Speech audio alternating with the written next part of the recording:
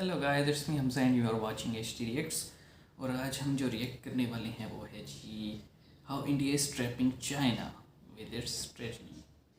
तो देखते हैं जी कि क्या इस तरह की इन्होंने क्या गेम की है कि चाइना को ट्रैप कर रहे हैं। स्टार्ट करते हैं 3 2 1 एंड गो। दोस्तों, चीन आज हर गुजरते दिन के साथ भारत के लिए और भी बड़ा खतरा बनता जा रहा है। और अब तो चीन ने सिर्फ बहुत ही भारत के लिए स्ट्रेटेजिक नहीं तरीके से भारत को खेलना भी अमेरिका शुरू के कर लिए। दिया है। चीन ने हाल के कुछ सालों में पाकिस्तान, नेपाल, श्रीलंका और म्यांमार के साथ अपनी नजदीकियां बढ़ाकर लगभग भारत को अकेला छोड़ दिया है। और एक्सपर्ट्स ने इसे स्ट्रिंग ऑफ पर्ल्स प्लान का नाम दिया है।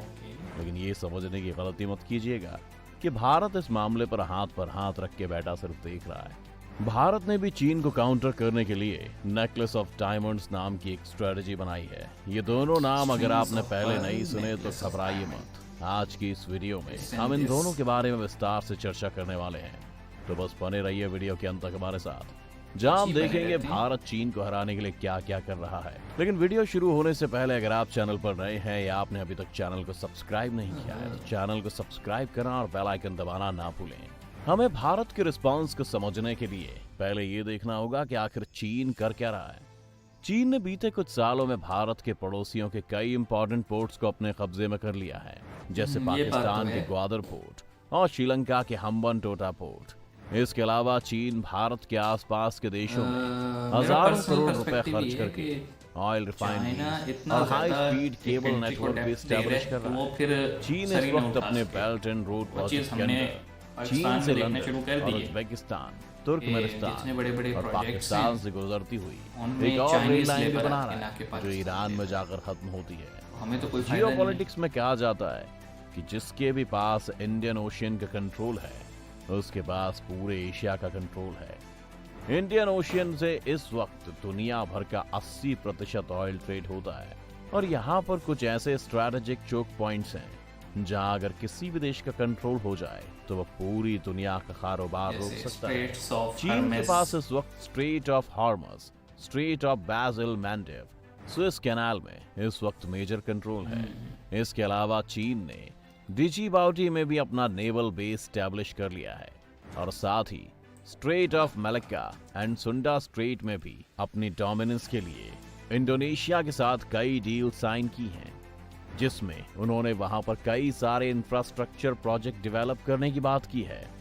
साथ ही वो मोजाम्बिक सरकार के साथ मिलकर भी सलाम पोर्ट पर अपना कब्जा जमा चुके हैं। ये सभी पॉइंट्स दुनिया के कारोबार के लिए बहुत जरूरी हैं और अगर भारत या अमेरिका या फिर कोई भी और देश कभी भी चीन को नाराज करता है या जंग छेड़ता है तो चीन एक झटके में ना सिर्फ पोर्ट इन पोर्ट्स के ऊपर चाइनीज नेवी कर सकता है। जो है तो कहा जा सकता है कि अपने बेल्ट एंड रोड प्रोजेक्ट के साथ साथ चीन के पास इंडियन ओशियन का एक्सेस भी है और साउथ चाइना सी में भी आर्टिफिशियल आइलैंड्स पूरी तरह से डोमिनेंट है, जो उसे सीधा सीधा एशिया का सबसे बड़ा प्लेयर बना देता है। सिर्फ भारत को घेरने भर की बात नहीं है, ये भी कहा जाता है कि इंडियन ओशियन के कई सारे नेचुरल रिसोर्सेज हैं जिनमें से एक बड़े पोर्शन को अब तक एक्सप्लोर ही नहीं किया गया है। कहते हैं कि दुनिया का 27.9% नेचुरल गैस का भंडार इंडियन ओशन में ही है और यहाँ पर चीन की डोमिनेंस को कम करना भारत के लिए बहुत जरूरी हो जाता है। जब हम चीन के कब्जे वाले इलाकों को वर्ल्ड मैप पर देखते हैं तो हमें ये मोतियों की तरह लगते हैं जिन्हें चीन ने अपने धागे से बांधा हुआ है, जिस वजह से चीन की इस पॉलिसी को स्ट्रिंग ऑफ पर्ल्स कहा जाता है। चीन इस वक्त अपने इस नेटवर्क से आसानी से एशिया, यूरोप, अफ्रीका और मिडिल ईस्ट में खुद की मौजूदगी को जता रहा है। अब देखते हैं कि भारत क्या कर रहा है। भारत ने हाल के कुछ सालों में चोरी छिपे चाइना को काउंटर करने के लिए कई कदम उठाए हैं, जिसमें प्रधानमंत्री की विदेश यात्राओं का काफी रोल रहा है। अगर आप देखें तो ग्वादर और डिजबाउती पोर्ट पर चीन की प्रेजेंट को काउंटर करने के लिए भारत ने ओमान में एक बेस सेटअप किया है। यहाँ पर हमारे पास एक डेक्कन पोर्ट का एक्सेस है जहाँ से भारत का इम्पोर्टेंट क्रूड ऑयल ट्रेड होता है। इसके अलावा ये पोर्ट अरेबियन सी और गल्फ ऑफ ईडन दोनों पर ही अपनी नजर रखता है, जो ओमान के साथ भारत के अच्छे रिश्तों के कारण हो पाया है और इससे भारत को एक बढ़िया डिफेंस पॉइंट मिलता है। इसके अलावा दूसरा चोक पॉइंट जो मोजाम्बिक चैनल है, वहां पर 2015 में भारत सरकार ने एक एग्रीमेंट साइन किया है जिसके तहत भारत अब वहां के एक आइलैंड को मिलिट्री यूज के लिए इस्तेमाल कर सकता है। लेकिन इसके बाद वहां की सरकार बदल गई थी, तो इस एग्रीमेंट का क्या होगा उसके बारे में कुछ नहीं कह सकते। और हो आगे सकता बढ़ते है हुए हम सबसे कि इम्पोर्टेंट चोक ये पॉइंट जो की तरफ पहुंचते हैं, जो है स्ट्रेट ऑफ गवर्नमेंट है ये मलक्का और उसके पास से चाइना कुछ का ही रोल हो इसमें इम्पोर्टेंट कोई ना कोई रीजन। चेंज यहाँ पर करने में। सिंगापुर सरकार के साथ साइन हुई 2018 की कुछ एग्रीमेंट्स के चलते भारत को काफी फायदा पहुंचा है, और यहाँ पर हमारी नेवी को लेकिन डायरेक्ट एक्सेस मिल सिंगापुर पे गया। काफी यानी होल्ड साउथ है चाइना सी से गुजरने वाली चाइना हमारी का। नेवी के पास यहाँ पर रिफ्यूलिंग और हथियार कलेक्ट करने का ऑप्शन रहेगा। इसके बाद इंडोनेशिया की सबंग पोर्ट में, जो स्ट्रेट ऑफ मलक्का के एंट्रेंस पर है, यहाँ पर भी भारत के पास अब मिलिट्री का एक्सेस है। चीन की 70% ऑयल सप्लाई और 60% व्यापार स्ट्रेट ऑफ मलक्का से होकर गुजरता है, और यहाँ पर इसी चीज को भारतीय देखते नेवी और हुए वो मिलिट्री की गवादर पे मौजूदगी अपना जो है चीन को फोकस थोड़ा सा बढ़ा रहे हैं। परेशान कर सकती है। इसके अलावा हमारे पास इंडो क्योंकि उसको वियतनाम पता है डायमंड कहीं से भी जाना है तो इंडिया वियतनाम को के क्रॉस रिश्ते करके जाना है। चीन के साथ कभी बाईपास अच्छे करने नहीं। के लिए वहीं गवादर। दूसरी ओर वियतनाम भारत और अमेरिका का और काफी उस अच्छा चीज में दोस्त है। पाकिस्तान रगड़ा गया। भारत वियतनाम को कई सारे डिफेंस इक्विपमेंट भी सप्लाई करता है, जिस वजह से 2016 में हमने वियतनाम के साथ भी एक स्ट्रैटेजिक डिफेंस एग्रीमेंट साइन किया हुआ है। चीन और जापान की दुश्मनी के बारे में तो आप जानते ही हैं, साथ ही वही बात जापान है कि क्वाड का भी ग्लोबल हिस्सा पॉलिटिक्स है, है, जिसमें ग्रुप्स भारत और बनते जा रही जापान हैं। के अलावा और अमेरिका और किसी एक ऑस्ट्रेलिया भी कंट्री की जंग मेंबर्स में हैं। फिर सारे कूद पड़ेंगे। 2020 में जापान और भारत के वर्ल्ड बीच वॉर एक 3 एक्विजिशन होगा। और क्रॉस सर्विंग एग्रीमेंट साइन हुआ था, जिसके मुताबिक अब भारत और जापान एक दूसरे को मिलिट्री सप्लाईज और बाकी तरह की सर्विसेज देने के लिए मान गए हैं, और अब लेकिन दोनों ही देश जापान ने एक दूसरे अभी के तक जो डिफेंस है एसेट्स वो का फायदा उठा सकते हैं। सबक जापान नहीं के सीखा। अलावा चीन के जिस नॉर्थ कंट्री ने उसे एक तबाह देश है किया था, मंगोलिया, जहां भारत अमेरिका ने ने स्ट्रॉन्ग सबसे रिलेशनशिप्स बड़ा एलाय है। मंगोलिया को 75,000 करोड़ का कर्ज देने की बात भी कही है। मंगोलिया इसलिए भी जरूरी है क्योंकि चीन में इनर मंगोलिया नाम की एक प्रोविंस है, जहां पर आजादी की मांग उठती रहती है, और ये लोग चीन से अलग होकर मंगोलिया से जुड़ना चाहते हैं, जिस वजह से किसी जंग की सिचुएशन में यहाँ से हमें काफी सपोर्ट मिल सकता है। भारत ने आखिरी स्ट्रैटेजिक पार्टनरशिप जो की है वो ईरान के साथ है।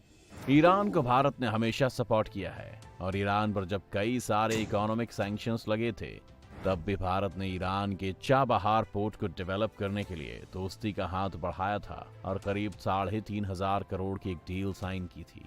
ईरान चीन के बेल्ट और रोड प्रोजेक्ट का भी हिस्सा है, और यहाँ पर भारत की मौजूदगी चीन के लिए और भी ज्यादा खतरनाक है। साथ ही ईरान का ये पोर्ट पाकिस्तान के ग्वादर पोर्ट के काफी करीब है, और जब इन सभी लोकेशंस को साथ में जोड़ते हैं तो आपको दिखता है कि भारत ने चीन के आसपास एक स्ट्रैटेजिक नेकलेस बना लिया है, जिसे नेकलेस ऑफ डायमंड का नाम दिया गया है। जैसे चीन भारत को पड़ोसी देशों से दूर करने की कोशिश कर रहा था, वैसे अब भारत भी चीन को धीरे धीरे खेल, और अगर कभी हालत ज्यादा बिगड़ते हैं तो भारत इस नेकलेस ऑफ डायमंड की मदद से चीन का गला भी घोंट सकता है। अभी से आश्वस्त होकर बैठना भी जल्दबाजी होगी। भारत को अभी भी इन देशों के साथ अपने रिश्ते और मजबूत करने क्योंकि समय के never साथ know हो कब जाएंगे। क्या हो जाए। अगर भारत कोई गलती ना करे तो आपको क्या लगता है, भारत चीन को घेरने के लिए और क्या कर सकता है? हमें कमेंट में जरूर बताएं। उम्मीद है ये वीडियो देखकर आपको जी तो दोस्तों बात ऐसे है कि इसमें बहुत ज़्यादा जियोपॉलिटिकल जो है वो बातें की गई हैं, और बात सही है, हर कंट्री को अपना मुफाद जो है वो अजीज़ होते हैं। जैसे चाइना जो है वो हमारे ऊपर ऐसे ही मेहरबानियाँ नहीं करता रहता कि हम कभी मुसीबत में हो तो वो इकनॉमिकली हम पे जो है वो पैसों की बरसात कर देता है, ऐसा बिल्कुल नहीं है।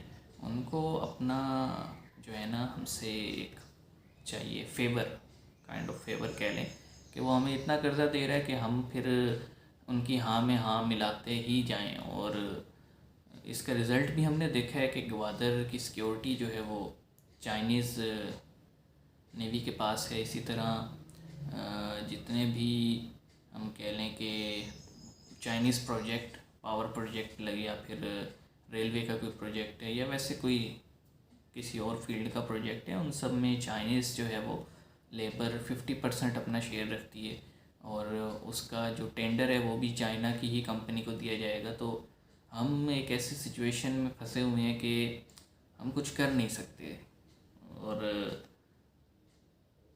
इसका अफेक्ट भी अब पाकिस्तान के ऊपर आना स्टार्ट हो गया है कि करंट अकाउंट डेफिसिट जो है उसके बढ़ने की एक बड़ी वजह जो थी वो चाइनीज़ इंपोर्ट्स थी। और देखते हैं जी वैसे तो 4 साल सी पैक बिल्कुल बंद रहा है खान साहब के दौर में। अब दोबारा से PMLN और पीपल पार्टी आए हैं पावर में, तो देखते हैं कि क्या चेंजेस आते हैं मेजर, या फिर सिचुएशन एज इट रहती है।